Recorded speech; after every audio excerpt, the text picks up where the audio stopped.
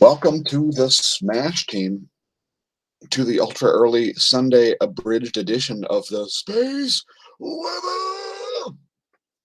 And we're not going to screw around. We're going to blast through the whole report like it's going out of style. We're going to start looking at the sun and 171 angstroms here. The sunspot 2741 sets. Sun has returned to a very low level of activity. Even 10.7 centimeter radio flux has dropped back down to 71. The 304 angstroms view before we move on and tear through this report.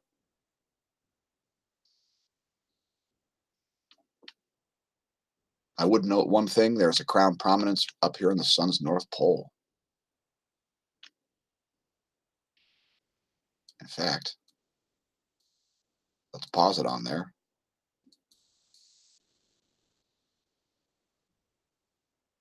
There's a small prominence.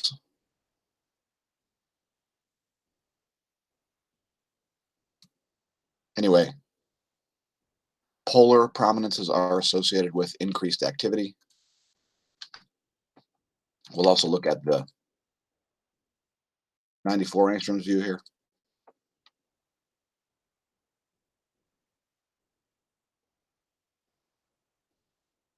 I would note that the North Pole and the South Pole coronal holes look fairly symmetrical these days.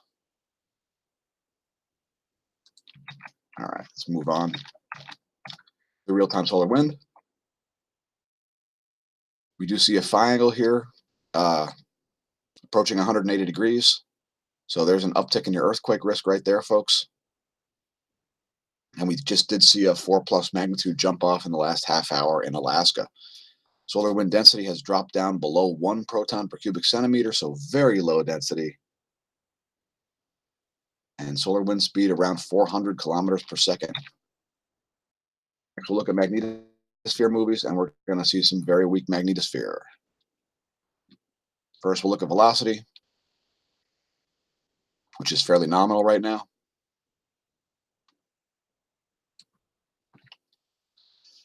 And we'll let that play through.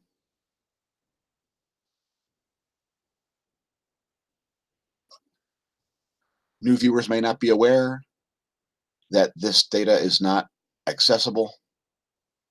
So if you want to view this, you need to screen rip it yourself. And thanks to University of Michigan for the geospace model. Here's the density. Again, we see very low solar wind density coming in from your left.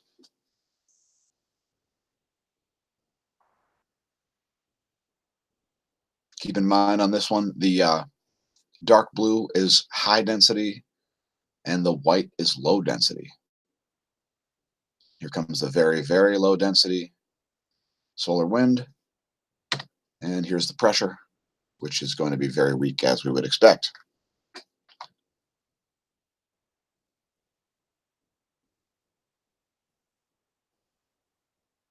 There are some diffuse coronal holes south of the solar equator right now. And so earthquake risk has risen.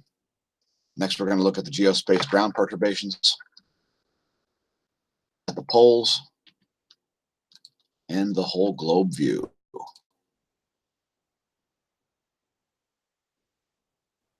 In that order. So here's the polar view,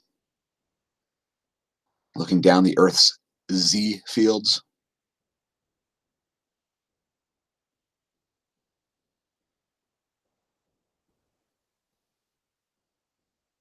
Not a super lot of activity going on there. But we archive the data every day anyway. Here's a globe view.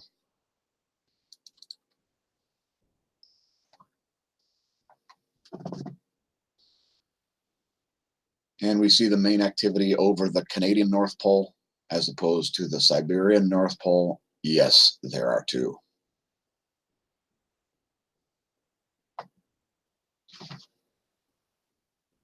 And the South Pole is migrating into the Indian Ocean. Keep it moving. Look at the total electron content here.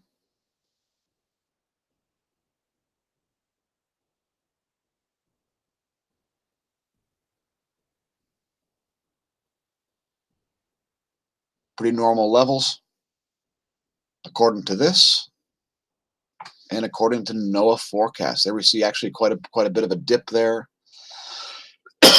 Excuse me, toward the end of the movie, right in this area. Pretty big dip in the electron flux. Not very many GPS errors going on today, folks. Electron levels are pretty nominal. Space weather enthusiast dashboard. Nothing to see here, folks. Keep moving. How about cycling? Head to veloshop.net. Sponsor the team if you like. Visit the links in the description. And email me at smAshomash@gmail.com if you want to sponsor a bike team. Bike racing team, that is. Thanks, donors. Every little bit counts. It's making a huge difference. Sunspot 2741 is about to get unnamed, as when a sunspot sets in the west, it loses its name. Now, this one's also degrading, and we probably won't see this one rise again. So bid a farewell to Sunspot 2741.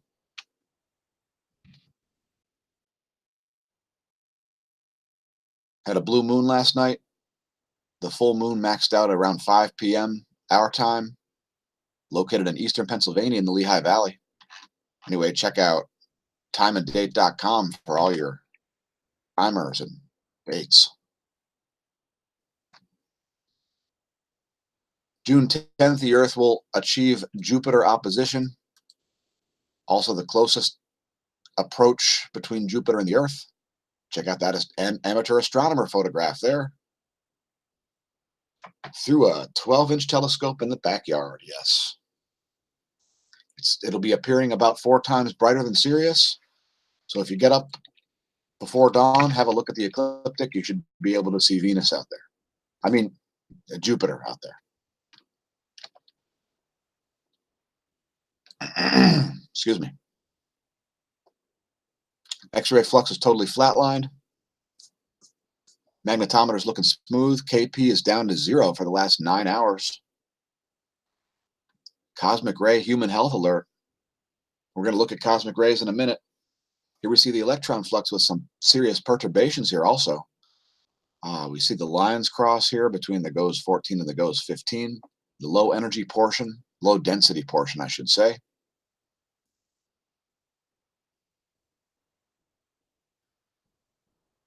And so that's something to keep an eye on. That could change suddenly. No charging hazards. And the F2 layer, not surprisingly, is looking very discharged. And it could continue to get even more discharged as solar activity is so low and weak. Again, the 10.7 centimeter radial flux back to 71. Proper solar minimum conditions.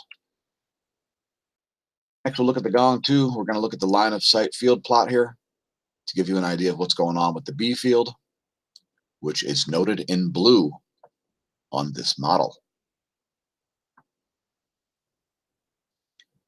Anyway, there's what's going on. Not a lot of activity. Let's keep it going.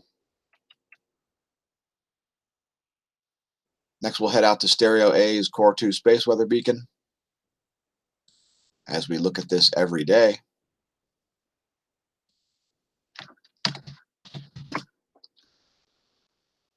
Remember, folks, you don't need an X-ray flare for a coronal mass ejection. Sometimes the sun spits out plasma with no warning, and you can get hit by a coronal mass ejection from a flare on the opposite side of the sun. So anyway, this is part of the reason why we watch the Core 2 space weather beacon. If there were any ejecta headed toward the Earth, it would be noted here where you see the circle.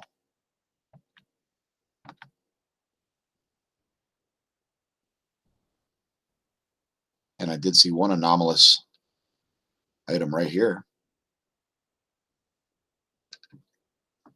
Looks like a little chunk of plasma. And since there's no scale to guess the distance, who knows where it is? Somewhere out there by Stereo A. Again, if you get up before dawn, check the ecliptic. You should see Jupiter, Saturn, and the moon. The moon is in the process of setting right now and is quite pretty.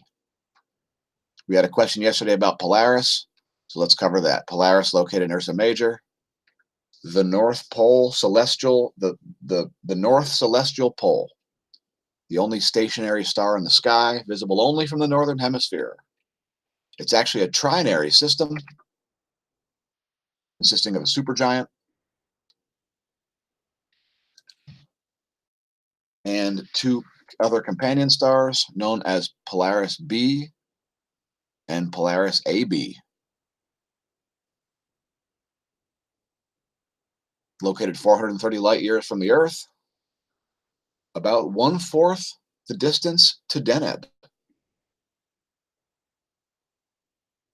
Deneb being the other celestial pole star. And I would note that the Big Dipper's end of the Dipper, the two stars point toward Polaris. So if you're able to pick out the Big Dipper in the sky to find Polaris, these two stars at the end of the Dipper point at Polaris and rotate around it all the time. Follow us on Twitter if you like. Also on Facebook, facebook.com/smAsho. Want to get censored? How about a little trip to Facebook?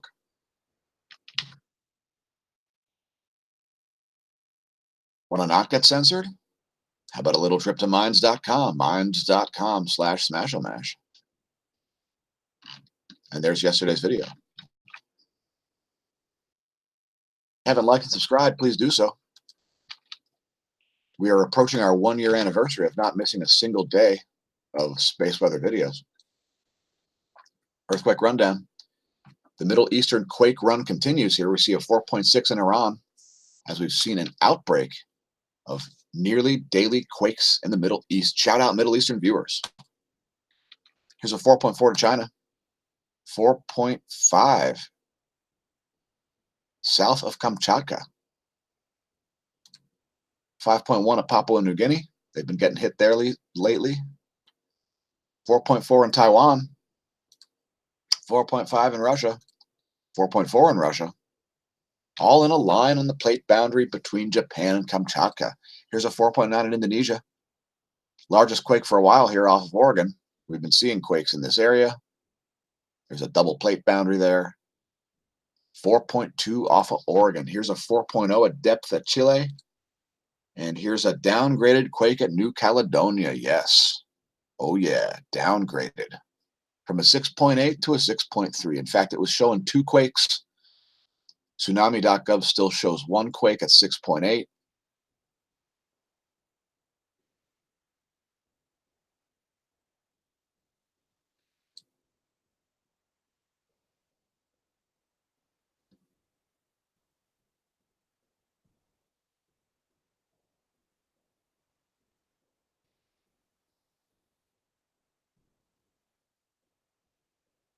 No tsunami threat from that earthquake, according to the most preliminary reports.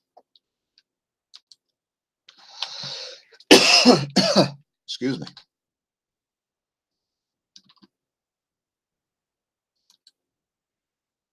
All right, so we also see another 4.2 in Iran, 4.5 in Argentina, also a depth there. So heads up South America for another quake at the surface, a larger one. 5.1 in Indonesia. And there's that 4.2 at Alaska. It just came in about 40 minutes ago. Shout out Anchorage. If you felt that one, leave a comment. Next, we'll look at pressure maps here, courtesy of windy.com.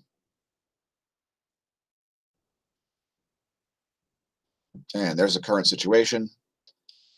Let's let it play through so you can see if a low pressure zone is approaching your location.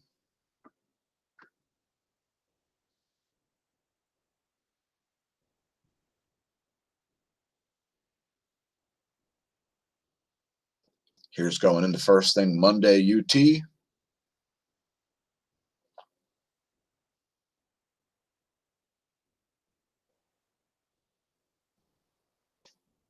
And let's move on as we are creating an abridged version today.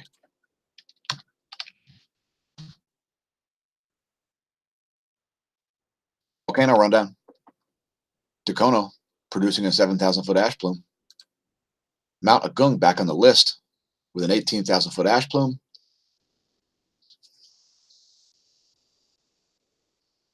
Please do not attempt to play tetherball at the caldera at Mount Agung. Sangay, volcanic ash detected in satellite imagery. Moving southwest. Revenador also erupting. And Sabancaya, the star of the day. An explosive activity continues, producing a 24,000-foot ash plume.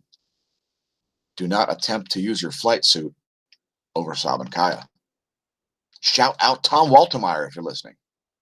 Leave a comment.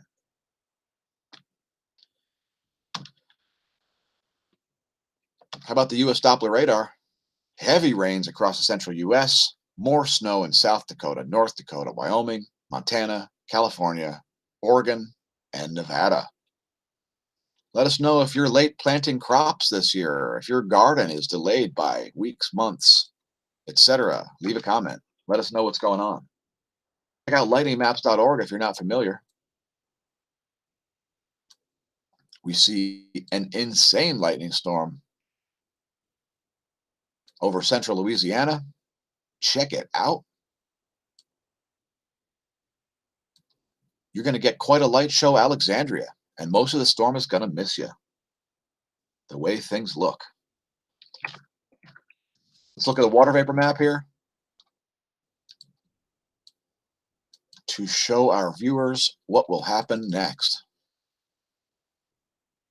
For you new viewers out there, keep in mind we look at the water vapor map for one specific reason. It's because this shows us water vapor that is not yet condensed onto clouds, as well as water vapor that is condensed onto clouds.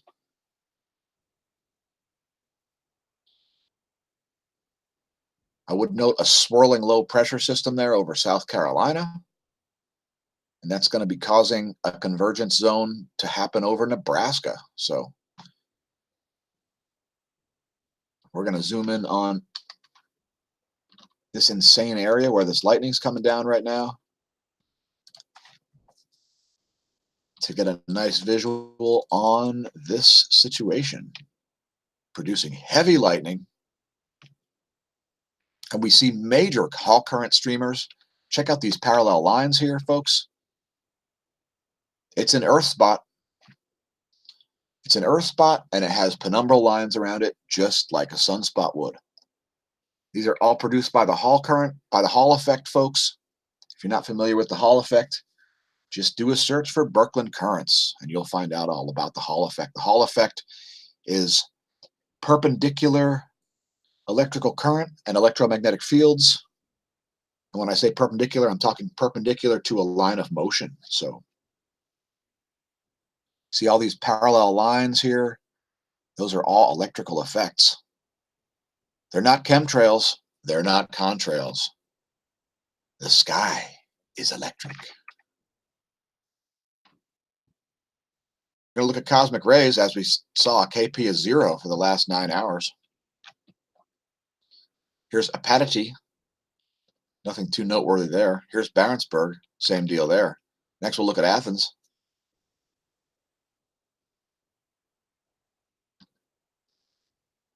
Small uptick at Athens. Nothing to write home about. Next, we'll go to Mexico City. There's the data there. Next, we'll go to Moscow. There's the Moscow neutron monitor. And here's OLU, DOMC, and DOMB Antarctica. There's OLU Finland, DOMC Antarctica, DOMB Antarctica, and let's keep it rolling. Keep it rolling. Global warming update. The Arctic is still frozen. Here's the past couple weeks. Does it look like it's melting to you, folks? Doesn't look like it's melting to me. In fact, if you look at the graph is flattening out.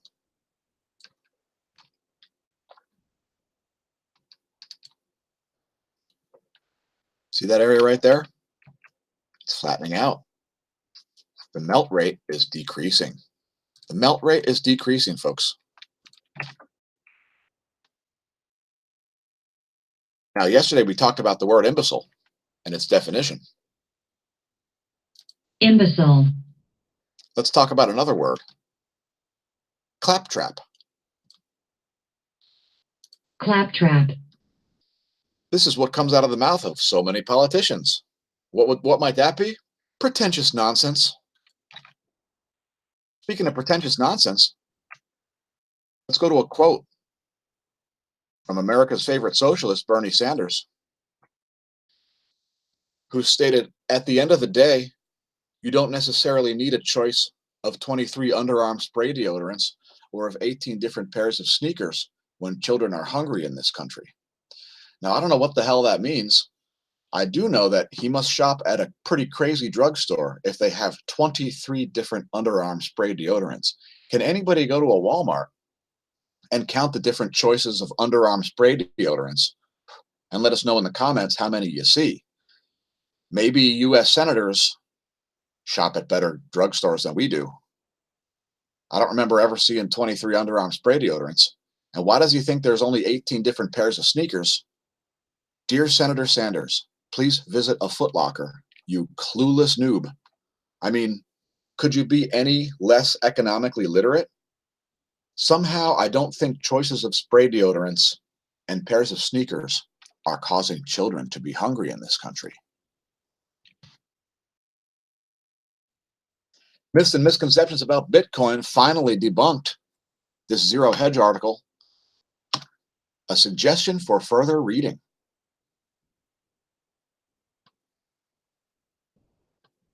And I don't really have any comment,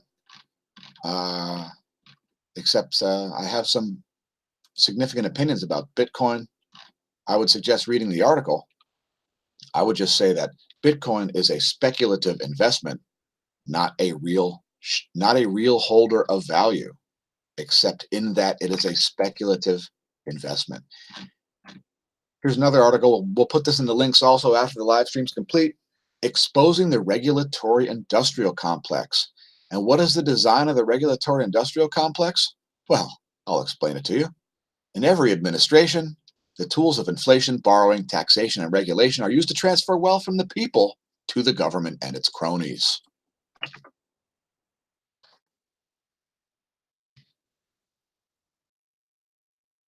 Here's a 193 angstroms view of the sun. Thank you for tuning in, everybody. Harry, Kalo Jan, Saturn's Raindrops. Thanks for leaving comments.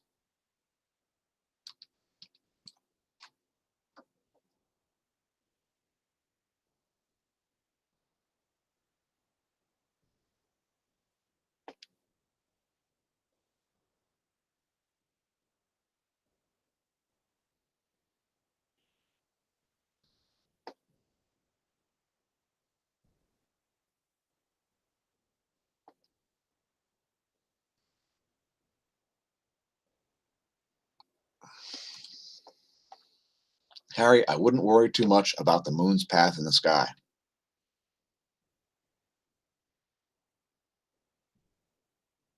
All right, we are out of here. Thanks for tuning in, folks. Thanks, donors especially. You are causing us to remain afloat, yes. So please don't forget to like and subscribe if you haven't already done so. Thanks again for tuning in. Be doing it all again tomorrow. When you're staring at the sun, don't drink. And if you drink, stare at the sun anyway. Just don't drive. And may the solar wind be at your back and the atherosclerosis absent from your veins.